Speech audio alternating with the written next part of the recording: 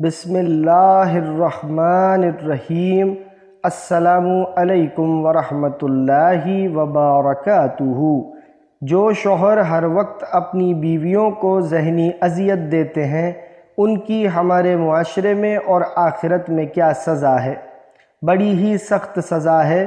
سنن ابن ماجہ میں حدیث موجود ہے، نبی کریم صلی اللہ علیہ وآلہ وسلم نے فرمایا، عبداللہ بن عمرو بن عاص نے طواف کعبہ کے دوران انہوں نے کعبے کی طرف دیکھ کر کہا، اے کعبہ تیری خوشبو کتنی اچھی ہے، تیری عظمت کتنی اچھی ہے، لیکن ایک مومن کے دل کو دکھانا یہ اللہ کے نزدیک اس سے بڑا گناہ ہے کہ کعبے کی اینٹ سے اینٹ بجا دے، بہت ہی بڑا ایشو ہے۔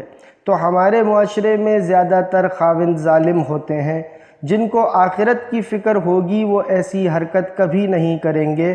دوسری بات یہ ہے کہ ساس کا بھی قصور ہوتا ہے، ان کو بھی یہ سوچنا چاہیے کہ ساس بھی کبھی بہو تھی، جو اس وقت کے اس کے جذبات تھے وہ اب آنے والی بہو کو بھی اس کے ساتھ ہینڈل کرے۔ زیادہ تر قصور ساس کا ہوتا ہے، بہو کی بھی غلطی ہے، لیکن بہو کو آپ کو ایکسیپٹ کرنا چاہیے۔ لیکن یہ کہ اگر آپ کی بیٹی یہی کچھ کر رہی ہے تو کیا آپ اس کو ایکسیپٹ نہیں کریں گے؟ تو دوسرے کی بیٹی کو آپ بیاہ کے لائے ہیں تو بیٹی کا ٹائٹل دیا ہوا ہے، تو پھر اس کے ساتھ وہی والا حوصلہ پیش کرنا چاہیے جو آپ ایک بیٹی کے ساتھ کرتے ہیں، کیونکہ بیٹیاں تو پھر اپنے گھر کی ہو جاتی ہیں اور پھر بہو نے ہی سنبھالنا ہوتا ہے ساس سسر کو۔ تو اس اعتبار سے دیکھا جائے تو ظلم ہو رہا ہے، اور خاوند کو بھی اللہ سے ڈرنا چاہیے، خوف خدا رکھنا چاہیے، کسی جانور کے ساتھ بھی برا سلوک نہیں کرنا چاہیے۔ بخاری مسلم کی حدیث ہے، ایک عورت بڑی نیک تھی اور نبی کریم صلی اللہ علیہ وآلہ وسلم نے فرمایا کہ وہ دوزخ میں جل رہی ہے، صرف اس لیے کہ اس نے ایک بلی کو قید کر دیا اور وہ بھوکی پیاسی مر گئی۔ ایک بلی کے ساتھ ظلم کیا اور وہ نیک عورت دوزخ میں جل رہی ہے۔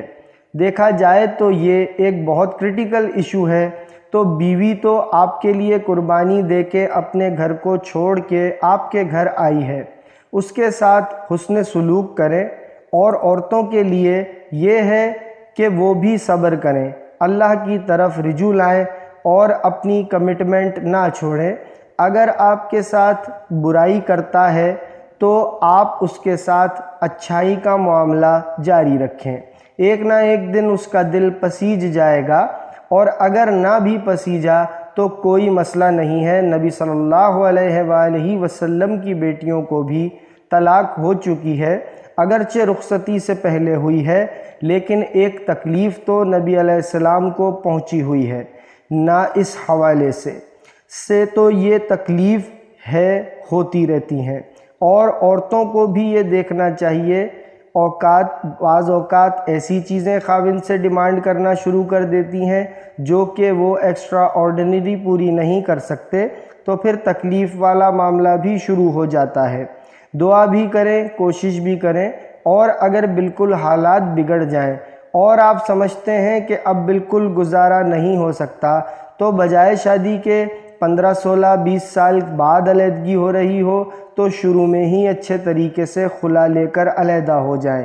خلا کا اللہ پاک نے اس لیے اختیار رکھا ہوا ہے عورت کے پاس، جیسے مرد کے پاس طلاق دینے کا اختیار ہے، عورت کے پاس بھی ہے۔